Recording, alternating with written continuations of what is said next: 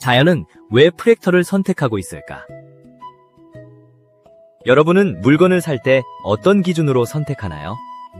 아마도 가격이 너무 비싸면 망설이게 되고 같은 값이라면 더 예쁘거나 성능이 좋은 것을 고를 것입니다.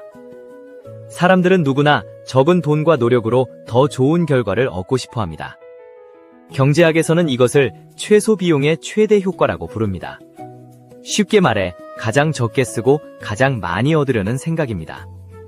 그런데 이런 생각은 사람만 하는 걸까요? 놀랍게도 자연도 비슷한 방법을 선택합니다. 자연은 재료와 에너지를 최대한 아끼면서 가장 효율적인 구조를 만들어냅니다. 그리고 그 과정에서 자주 등장하는 것이 바로 프랙털입니다. 나무를 떠올려 볼까요? 나무는 살아가기 위해 햇빛을 받아 광합성을 해야 합니다. 그래서 잎이 많을수록 유리합니다. 그런데 가지와 잎이 아무 규칙 없이 마구 자라면 어떻게 될까요? 위쪽 잎이 아래쪽 잎을 가려버려 햇빛을 제대로 받지 못할 것입니다. 그렇게 되면 힘들게 만든 잎과 가지가 쓸모 없어지겠지요. 그래서 나무는 프랙털 구조를 이용합니다. 가지를 일정한 규칙으로 반복해서 뻗어나가면 적은 재료로도 넓은 공간에 잎을 퍼뜨릴 수 있습니다. 덕분에 햇빛을 더 많이 받을 수 있고 광합성의 효율도 높아집니다. 마치 자연이 스스로 가장 경제적인 방법을 선택한 것과 같습니다. 고사리도 비슷합니다. 고사리 잎을 자세히 보면 큰 잎 모양 안에 작은 잎이 있고 그 작은 잎 안에도 비슷한 모양이 반복됩니다. 왜 이렇게 생겼을까요? 만약 식물이 복잡한 모양을 모두 유전자에 저장해야 한다면 엄청나게 많은 정보가 필요할 것입니다. 하지만 프랙털 구조를 이용하면 간단한 규칙만으로도 복잡한 모양을 만들 수 있습니다.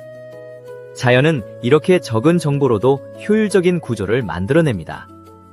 번개 역시 프랙털 구조를 보여주는 대표적인 예입니다. 번개는 하늘에서 땅으로 곧게 내려오지 않고 나뭇가지처럼 갈라지며 이동합니다. 왜 그럴까요? 공기는 전기가 잘 통하지 않는 절연체이기 때문입니다. 번개는 공기 중에서 전기가 가장 잘 통하는 길을 찾아 이동합니다. 그런데 공기 속 습기와 이온의 분포가 고르지 않기 때문에 번개는 가장 저항이 작은 방향을 계속 찾아가며 갈라지게 됩니다. 그 결과 복잡한 프랙털 모양이 나타나는 것입니다.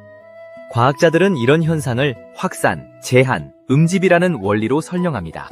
무작위로 움직이던 입자들이 서로 달라붙으며 가지 모양의 구조를 만드는 과정입니다. 눈송이, 광물 결정, 혈관, 강줄기 등 자연 속 수많은 구조가 이런 방식으로 만들어집니다. 단순한 규칙이 반복되면서 놀라울 만큼 복잡하고 아름다운 형태가 탄생하는 것입니다. 자연은 끊임없이 효율을 추구합니다. 적은 재료와 에너지로 가장 안정적이고 효과적인 구조를 만들기 위해 노력합니다. 그리고 그 결과로 프랙털 구조가 나타납니다. 아주 작은 세계와 아주 큰 세계가 서로 닮아 있을 수 있다고 생각하나요? 눈에 보이지 않을 만큼 작은 원자의 세계와 끝없이 넓은 우주가 비슷한 구조를 가지고 있다면 정말 신기하지 않을까요? 자연은 여러 층으로 이루어진 계층 구조를 가지고 있습니다. 작은 원자들이 모여 물질을 만들고 물질이 모여 생명체와 행성을 이루며 다시 수많은 별과 행성이 모여 은하계를 만듭니다.